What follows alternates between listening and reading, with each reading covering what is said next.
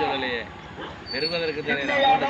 ஆதி பாரதியா 18ஆம் படி மணியா சசியா வல்லவனா இன்பா தவமா நந்தனா ராஜாவா கடுமையான போராட்டம். வண்டி கூட ஒன்றில் இரண்டில் மொத்தம் 11 வண்டி இருக்கான்.